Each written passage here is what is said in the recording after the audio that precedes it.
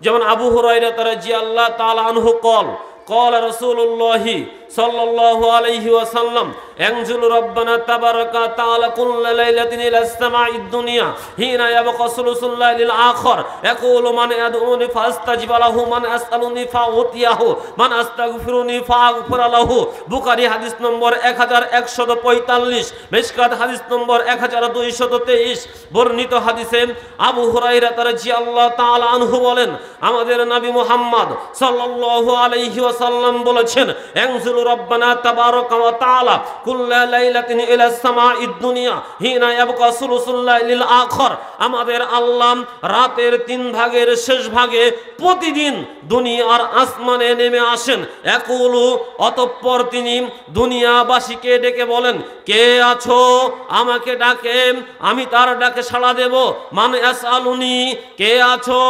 আমাকে ডাকে আমি তার ডাকে সাড়া দেব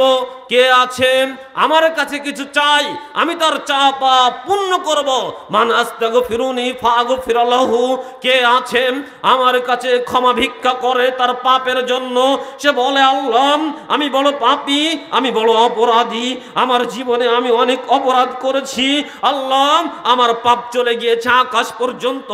আমার পাপ হয়েছে সমুদ্রের ফেরা পর্যন্ত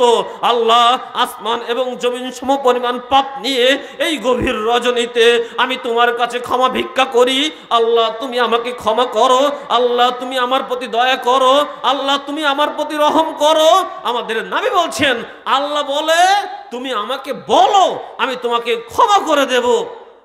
এ কথা আমাদের নবী মুহাম্মদ সাল্লাল্লাহু আলাইহি ওয়াসাল্লাম বলেছেন কেন না পৃথিবীর কোনো অপরাধ ক্ষমা করতে আল্লাহ পিছপা হন না মা আয়েশা রাদিয়াল্লাহু তাআলা আনহা বলেন ফাইনাল আবদা ইযা ইতারাফাম সুম্মা তাবা তাবাল্লাহু আলাইহিম যখন কোন বান্দা এবং বান্দী আল্লাহর কাছে তার পাপকে স্বীকার করে ক্ষমা ভিক্ষা করে আল্লাহ রাব্বুল আলামিন ওই বান্দা এবং বান্দির জীবনে যত বড় পাপ হোক না কেন সকল পাপকে ক্ষমা বলে ঘোষণা করেন সুবহানাল্লাহ